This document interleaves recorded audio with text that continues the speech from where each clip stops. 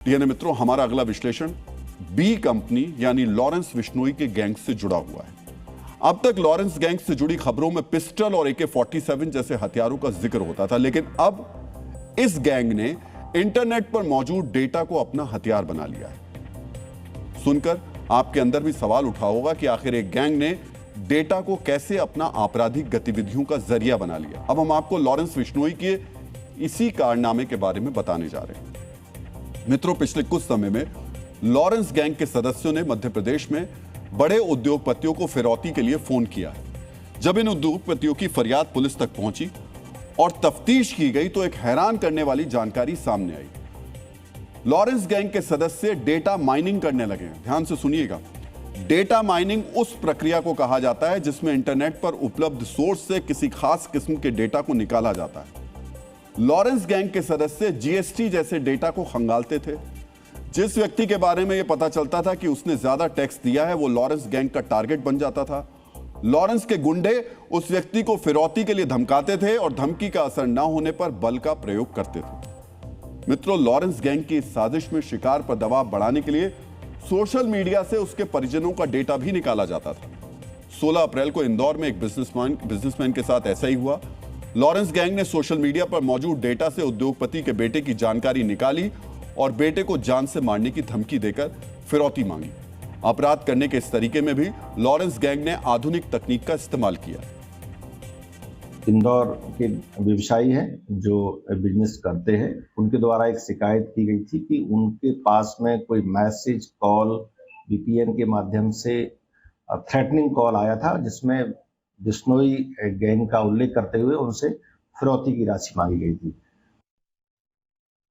DNA मित्रों, खास बात यह है कि VPN कॉल और डेटा को हथियार बनाने में यह साजिश सीधे लॉरेंस गैंग के दिमाग की इजाद नहीं है। इस क्रिमिनल कॉन्स्पिरेसी के पीछे राजपाल सिंह नाम के एक शख्स का हाथ था। मित्रों, मध्य प्रदेश का रहने वाला राजपाल अपना बिजनेस शुरू करना चाहता था, लेकिन उसके पास पैसे नहीं थे। इस दिक्कत से निपटने के लिए राजपाल ने अमेरिका में छिपे लॉरेंस के गुर्गे हैरी बॉक्सर से संपर्क किया। राजपाल सिंह ने ही हैरी बॉक्सर को सबसे पहले फिरौती के टारगेट यानी उद्योगपतियों की लोकेशन और जरूरी जानकारी दी।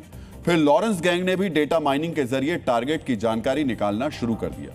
मित्रों, आज तक हमने यही सुना था कि स्कैमर और हैकर लोगों का डेटा चुराकर ठगी करते हैं, लेकिन भारत में यह पहली बार है जब किसी क्रिमिनल गैंग ने इंटरनेट पर मौजूद डेटा को क्राइम का हथियार बनाया हो। जो लॉरेंस बिश्नोई गैंग ने किया है, कुछ वैसा ही पैटर्न जापान के कुख्यात याकुजा सिंडिकेट का भी है। मित्रों, जापान का याकुजा सिंडिकेट पहले फिरौती और जुए के धंधे चलाता था। जब इंटरनेट आया तो याकुजा सिंडिकेट के सदस्यों ने डेटा चुराना शुरू किया। इस डेटा के जरिए वो कम उम्र की लड़कियों की संवेदनशील जानकारी निकाल लेते थे और फिर उसी जानकारी के आधार पर उन्हें ब्लैकमेल करते थे। ब्लैकमेलिंग से जो लड़की टूट जाती थी उसे गैंग के सदस्य देह व्यापार में धकेल देते थे। इस किस्म की डेटा माइनिंग के लिए याकुजा गैंग के सदस्य हैकर्स को अच्छा खासा पैसा भी देते थे। मित्रों, डेटा के जरिए अपराध को अंजाम देने में लॉरेंस गैंग जापान के याकुजा से भी एक हाथ आगे निकल चुका है। याकुजा नाबालिग लड़कियों को अपने जाल में फंसाते हैं, जबकि लॉरेंस गैंग ने नाबालिगों को ही अपराधी बना दिया है। मध्य प्रदेश और राजस्थान में डेटा माइनिंग के जरिए फिरौती के इस नेटवर्क की जांच में एक और चौंकाने वाला तथ्य सामने आया।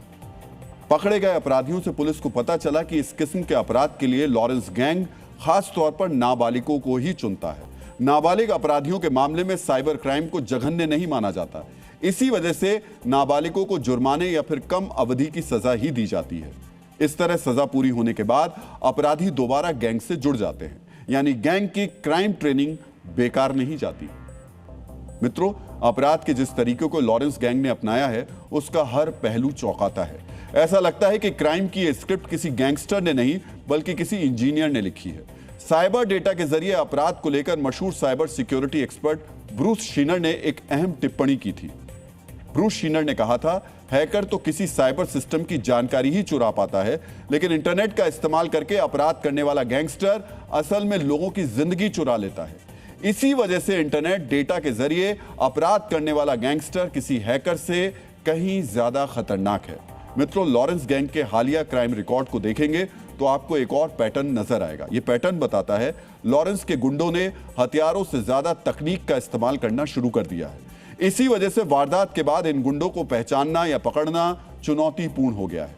साइबर डेटा के जरिए ब्लैकमेलिंग और फिरौती मांगने के मामलों की जब जांच की गई तो सामने आया कि लॉरेंस गैंग के लोग शिकार को धमकाने के लिए सिग्नल नाम के ऐप का इस्तेमाल कर रहे हैं। सिग्नल भी आपके फोन में मौजूद व्हाट्सएप की तरह ही एक मैसेज करने वाला ऐप है। फर्क सिर्फ इतना है कि सिग्नल से किए गए मैसेज के बारे में पता लगाना मुश्किल होता है।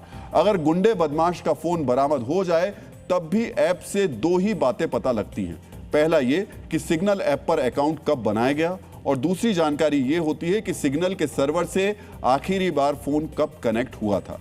सिग्नल से किसे, कब और क्या मैसेज किए गए, इसका कोई रिकॉर्ड मौजूद नहीं होता। ये खुलासा भी बताता है कि लॉरेंस अब हथियारों से ज्यादा तकनीक को धार दे रहा है।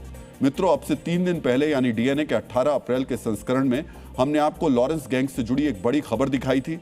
हमने आपको बताया था कि लॉरेंस बिश्नोई के गैंग पर वर्ल्ड कप में मैच फिक्सिंग कराने के आरोप लगे थे। अब डेटा माइनिंग से जुड़ी खबर सामने आई है। ये दोनों खबरें बताती हैं कि लॉरेंस गैंग का दायरा काफी बढ़ गया है और लॉरेंस बिश्नोई का क्रिमिनल कुनबा अब गैंग से आगे बढ़कर सिंडिकेट की शक्ल लेता जा रहा है।